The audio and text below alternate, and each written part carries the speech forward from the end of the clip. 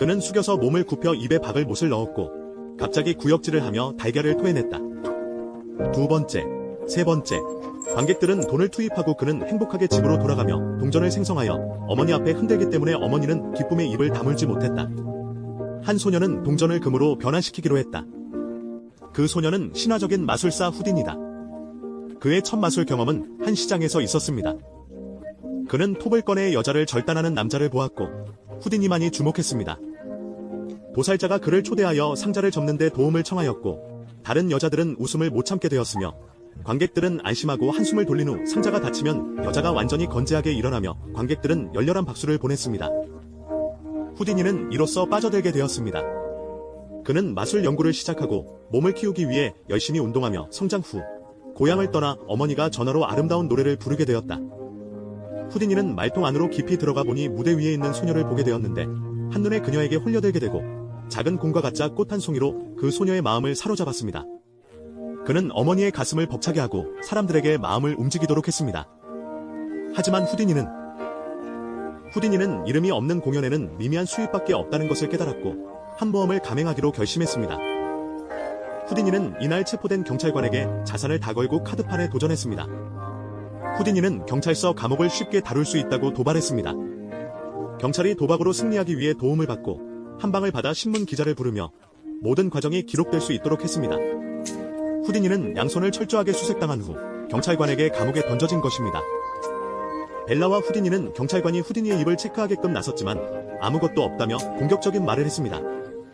경찰관이 물러난 후 후디니는 공연을 시작했습니다. 후디니는 화려한 마술을 생각해야 했습니다. 이는 그가 마법의 대가로 알려지기 전 잠시 동안만 유지되었던 명성입니다. 이때 그는 천재 도구 제작자인 짐과 만났습니다. 짐은 자작한 열쇠를 보여주었고 이 열쇠로 손목을 쉽게 풀 수 있었습니다. 또한 짐은 얇은 실 한 줄로 목재를 톱질할 수도 있었습니다. 후디니는 즉시 짐이 따라오도록 결정했습니다. 후디니는 도구들을 이용하여 공연을 준비하기 시작했고 이번 마술은 세계를 놀라게 할 것입니다.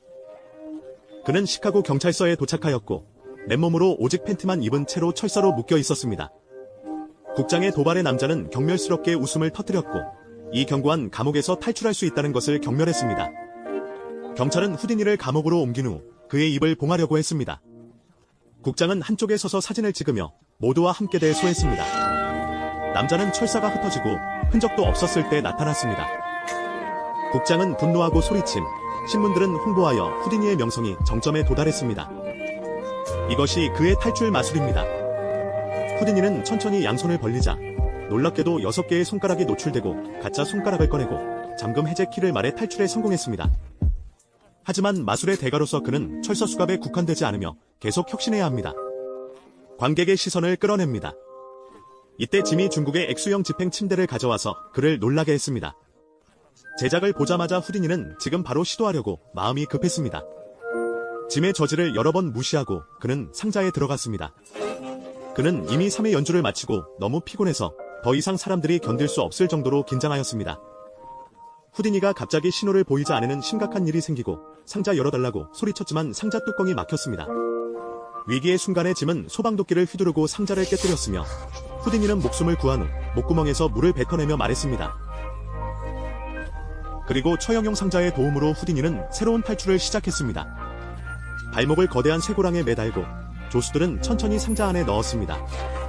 그리고 상자 문을 닫은 후디니에게서 청자를 가져와 새로운 미션이 시작되었습니다. 시간은 분분 초가 흘러가면서 현장은 새소리도 없이 조용해졌습니다. 3분이 지날 때까지 사람들은 초조해지기 시작했고 관객들은 항의하며 사고가 나지 않도록 염려했습니다.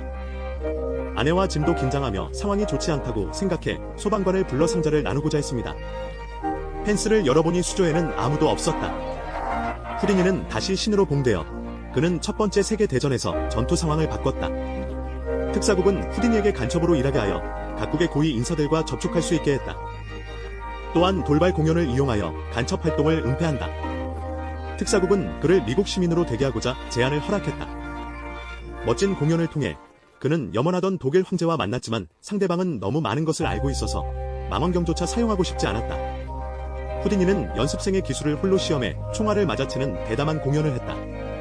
그는 독일 장군에게 불러내어 거대한 표적을 꺼내고 그가 사격하게 했지만 당연한 것이었습니다. 총알이 정확하게 명중하였다. 짐은 소총을 받아서 안에 화약을 넣고 종이 뭉치를 넣었다.